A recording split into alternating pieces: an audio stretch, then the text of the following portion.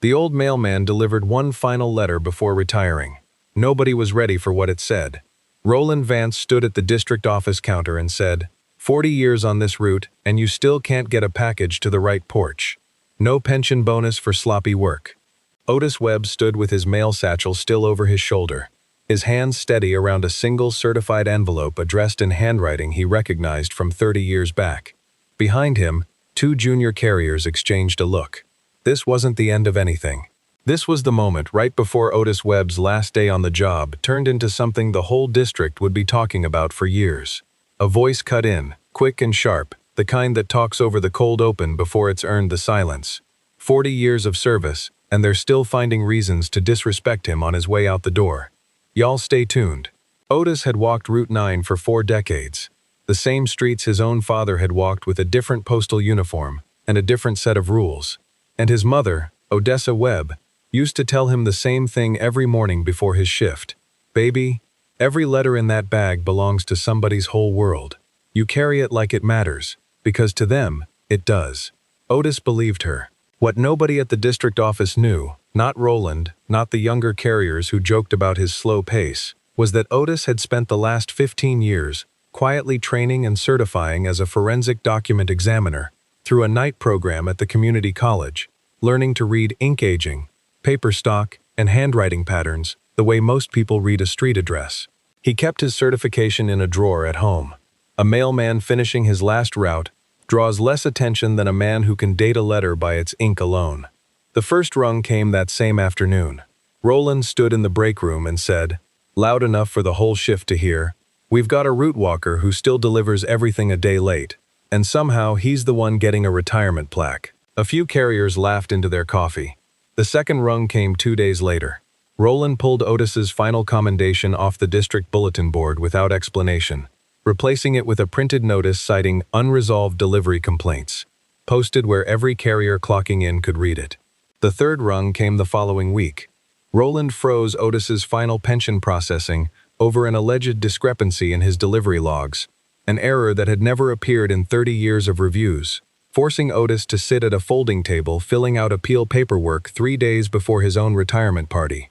The fourth rung came on Otis's actual last day. A small crowd of coworkers and family gathered in the lobby for his send-off. Roland walked in front of everyone and said, "Before we hand out any plaques, let's be honest about the kind of carrier we're really celebrating here," listing off the same recycled complaints loud enough for Otis's grandchildren to hear.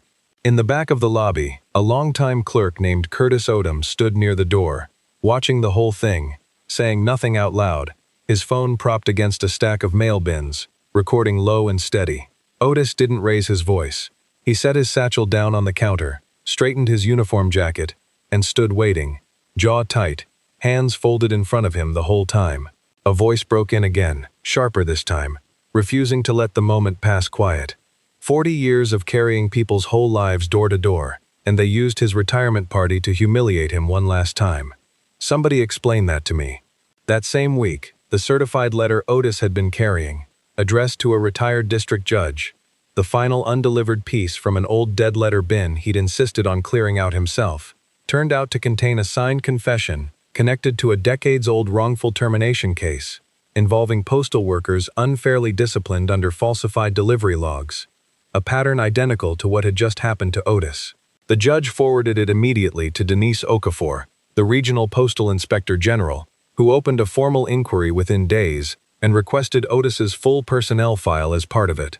Roland came into the inspector's office, smiling the smile he used for anyone with authority, and said Otis's discrepancies were routine, a performance matter, nothing more. Inspector Okafor didn't raise her voice.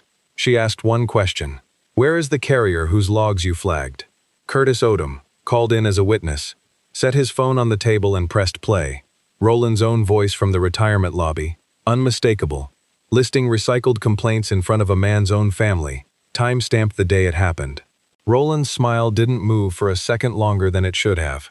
Inspector Okafor reviewed the footage once through, then opened her file and said, "Mr. Webb's delivery logs match 30 years of clean reviews.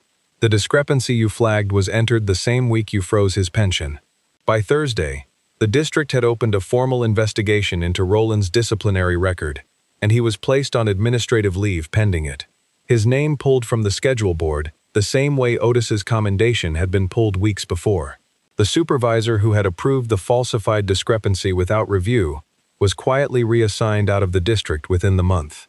Roland was made to stand in that same lobby, in front of Inspector Okafor, Curtis, and Otis's gathered family, and say, "I regret if my comments overshadowed the occasion." It was the kind of apology that apologized to no one at all. Otis asked if he had anything to add, looked at him and said only, "You didn't overshadow my retirement. You just made the inspector read your paperwork," and picked his satchel back up off the counter without waiting for a response. 6 months later, Route 9 had a new carrier, but the district lobby now had a permanent plaque bearing Otis Webb's name beside a framed copy of the confession letter that had reopened the old wrongful termination cases. The settlement awarded to Otis for the pension freeze didn't go into his own account. By his own request, it was redirected into a legal defense fund for postal workers facing falsified discipline records, the first case already accepted that spring.